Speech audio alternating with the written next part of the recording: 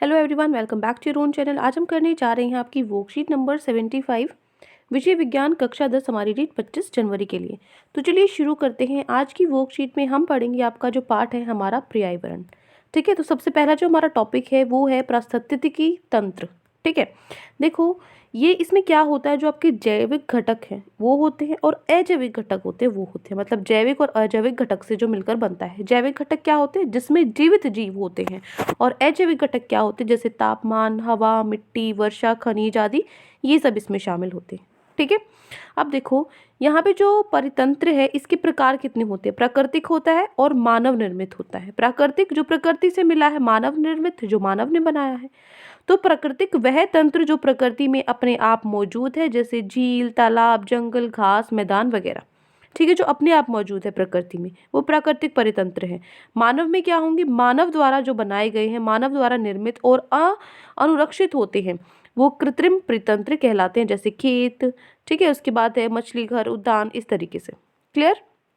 अब देखो, अब यहाँ पे जो परितंत्र के घटक हैं वो क्या होते हैं, दो घटक होते हैं, एक अजैविक घटक और एक जैविक घटक। जैविक घटक को तीन हिस्सों में बांटा जाता है पोषण के हिसाब से, उत्पादक, उपभोक्ता और अपघटक। ठीक है, तीन भागों में इसको बांटा गया है। उसके बाद जो उपभोक्ता है उसको फिर से चार घटकों में बांटा गया। उसके चार पार्ट्स है, कौन से, शाकाहारी, मांसाहारी, सर्वाहारी और परजीवी। तो क्या है बोला है हमने कि पोषण के आधार पर जैविक घटकों को किस में बांटा गया है, उत्पादक, उपभोक्ता और अपघटक। अब ये होते क्या हैं, देखो वे जीव जो अजैविक घटकों का उपयोग करके प्रकाश संश्लेषण द्वारा अपना भोजन स्वयं बना सकते हैं, इसलिए उसे उत्पादक या स्वपोषी कहा जाता है। कहने का मतलब है जो जीव अपना खाना खुद बना सकते हैं किसी भी प्रोसेस से, जैसे प्रकाश संश्लेषण से पौधे अपना खाना बनाते हैं। ठीक है ना, तो वो क्या होते हैं, उत्पादक होते हैं और स्वपोषी होते हैं। ठीक है, स्वयं को पोषण दे देते हैं वो। ठीक है, जैसे हरे पौधे हो गए, नीले हरे शैवाल हो गए, इस तरीके से। फिर आता है उपभोक्ता। उपभोक्ता में क्या होगा, वे जीव जो अपने भोजन के लिए उत्पादकों पर निर्भर होते हैं। ठीक है ना, अपने खाने के लिए उत्पादक पर निर्भर होते हैं, इन पर निर्भर होते हैं ये। ठीक है, तो इनको हम क्या बोलते हैं, उपभोक्ता या फिर विषमपोषी कहलाते हैं, जैसे मानव सहित क्या हो गए, प्राणी। ठीक है ना। अब देखो उसके बाद है अपघटक। अपघटक में क्या होगा, वो जीव जो ये तो क्या खाते हैं, अपना खाना खुद बना लेते हैं। ठीक है ना, ये क्या करते हैं, दूसरों पर डिपेंड करते हैं, इस पे डिपेंड करता है। अब आता है अपघटक। ये क्या है, जीव को मृत पौधों और जानवरों को विघटित करते हैं। ये क्या करते हैं, जो मरे हुए जानवर हैं और पौधे, वो क्या होते हैं, सड़ गल जाते हैं ना। तो सड़ गलने के बाद क्या करते हैं, वो ये प्राकृतिक संशोधनों की पुनः पूर्ति में मदद करते हैं। मतलब आपकी जो सॉइल है, मिट्टी है, वो दोबारा से उपजाऊ हो जाती है। ठीक है ना, वो एज अ मैन्योर की तरह काम करते हैं। एग्जाम्पल हो गया जैसे बैक्टीरिया और क्वाक। ठीक है, समझ में आ गया उत्पादक, उपभोक्ता और अपघटक क्या होता है। अब मैंने आपको बोला था कि जो जैविक घटक है वो तीन तरह का हो गया, ये हो गया तीन तरह का। अब जो उपभोक्ता है ना, वो फिर से क्या है आपके पास, चार तरीके का है। ठीक है ना, उपभोक्ता के आपके पास चार तरीके का है। तो ये आपने बचपन में पढ़े हैं, बिल्कुल छोटी छोटी क्लासेस के हैं। तो उपभोक्ता को निम्न में बांटा गया, किसमें, शाकाहारी, मांसाहारी, सर्वाहारी और परजीवी।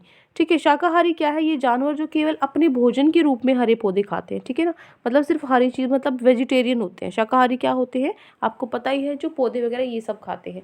उन्हें प्राथमिक उपभोक्ता भी कहा जाता है। ठीक है, सबसे पहले ये है, जैसे गाय, हिरण, खरगोश आदि, ये सब। उसके बाद है मांसाहारी। मांसाहारी में क्या होता है, जो जानवर मांस खाने वाले होते हैं उनको बोलते हैं। ये द्वितीय उपभोक्ता कहलाते हैं, जैसे बाघ हो गया, मगरमच्छ हो गया, इस तरीके से। ठीक है, फिर तीसरा है सर्वाहारी। सर्वाहारी में क्या होगा, वो जानवर जो पौधे और जानवरों दोनों को खाते हैं, जैसे मानव हो गया। ठीक है, जानवरों को भी खाते हैं ना, और वो भी खाते हैं, वेजिटेरियन भी है फिर भी, है ना, अपने आप को इतना कुछ खाने के बाद भी वेजिटेरियन बताते हैं। सो ये वो क्या है, सर्वाहारी। फिर आता है परजीवी। परजीवी क्या है, वे जानवर जो किसी जीव के शरीर पर रहते हैं और बिना मारे उससे भोजन लेते हैं, जैसे जू, अमर, बेल, इस तरीके से। ठीक है ना, क्या करते हैं, वो किसी और के शरीर में रहते हैं, जैसे सर में जुएं हो जाते हैं, आपने देखा होगा। तो वो क्या करते हैं, हमारा जो न्यूट्रिशन है, हमारा जो पोषण है, वो ले लेते हैं। तो उससे मरते भी नहीं है, क्या करते हैं, बिना मृत्यु के दूसरे के शरीर में बस जाते हैं और उनसे वहां से ये भोजन लेते हैं। ठीक है, जू हो गया, अमर, बेल हो गई, इस तरीके से। ठीक है, फिर है परितंत्र के घटक। तो अभी हमने पढ़ा था परितंत्र में दो घटक आएंगे, जैविक और अजैविक। जैविक में क्या होगा, जितने भी जीवित घटक हैं, जैसे पौधे, जानवर, बैक्टीरिया, क्वक आदि, वो जैविक घटक के अंदर आ जाएंगे। उसके बाद अजैविक घटक के अंदर क्या आ जाएंगे, सभी निर्जीव घटक, जैसे वायु, जल, भूमि, प्रकाश, तापमान आदि, ये सब किस में आ जाएंगे, अजैविक घटक में आ जाएंगे। ठीक है, नेक्स्ट है अब आपको करने हैं आपके प्रश्न उत्तर। तो प्रश्न उत्तर में आपको ये 5 क्वेश्चन आज आपकी वर्कशीट में दिए गए हैं। एक बार फटाफट से पाँचों क्वेश्चन को कर लेते हैं। पहला आपका प्रश्न है, उत्पादक, उपभोक्ता और अपघटक शब्दों की व्याख्या कीजिए, प्रत्येक के 2-2 उदाहरण भी लिखिए। तो सबसे पहले आता है उत्पादक। उत्पादक क्या होता है? ये वो जीव होते हैं जो अजैविक घटकों का उपयोग करके प्रकाश संश्लेषण द्वारा अपना भोजन स्वयं बना लेते हैं, इसलिए हम इनको क्या बोलते हैं? उत्पादक या स्वपोषी बोलते हैं, मतलब स्वयं का पोषण। ठीक है, जैसे उदाहरण दे रहे हैं 2, कौन से? सभी हरे पौधे हो जाएंगे और नीले हरे शैवाल हो जाएंगे। ठीक है, उत्पादक के अंदर। फिर आता है उपभोक्ता। उपभोक्ता में क्या होगा? वे जीव जो अपने भोजन के लिए उत्पादकों पर निर्भर होते हैं, जैसे उपभोक्ता या फिर विषम पोषी इनको हम बोलते हैं, जो क्या करते हैं? उत्पादक पर डिपेंड होते हैं, जैसे मानव हो गए। ठीक है ना, और यहाँ पे वो आएगा, जानवर आएगा शायद। ठीक है ना, मानव सहित सभी प्राणी लिखे।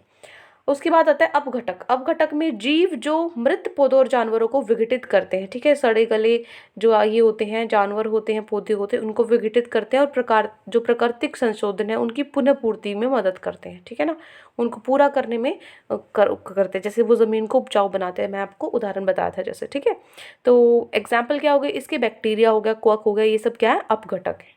ठीक है, तो ये आपको तीनों चीज़ें पूछी थी। क्या होता है? उत्पादक, उपभोक्ता, अपघटक क्या होते हैं? 2-2 इनके उदाहरण। ठीक है, हो जाएगा पहला क्वेश्चन। आगे बढ़ते हैं प्रश्न नंबर 2 पर। दूसरा प्रश्न है, पौधों को उत्पादक क्यों कहा जाता है? क्यों कहा जाता है पौधों को उत्पादक? देखो, पौधे स्वपोषी होते हैं, अपना स्वयं का पोषण वो करते हैं, वो अपने भोजन प्रकाश संश्लेषण द्वारा स्वयं बना लेते हैं, इसलिए उनको क्या बोलते हैं हम?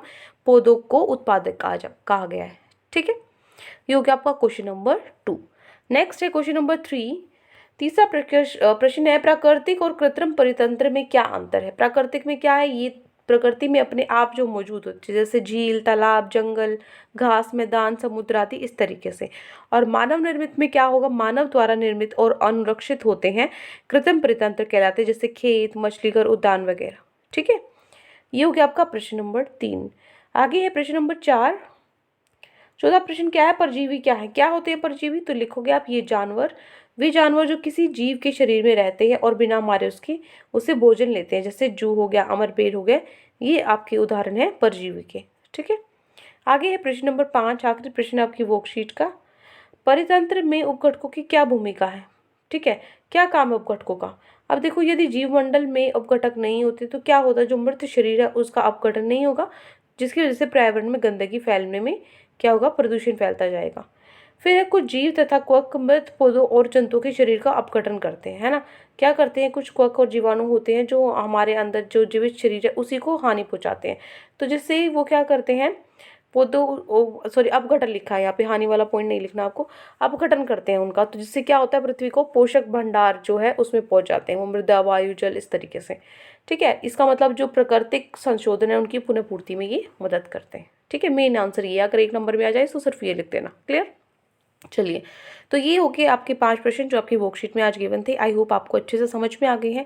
कोई भी डाउट है किसी भी क्वेश्चन में तो कमेंट सेक्शन में आप मुझसे पूछ सकते हैं, और अगर आपको लेक्चर अच्छा लगे तो चैनल को सब्सक्राइब कर सकते हैं, वीडियो को लाइक कर सकते हैं। आज के लिए इतना ही, मिलते हैं नेक्स्ट वीडियो में। Till then take care, bye bye.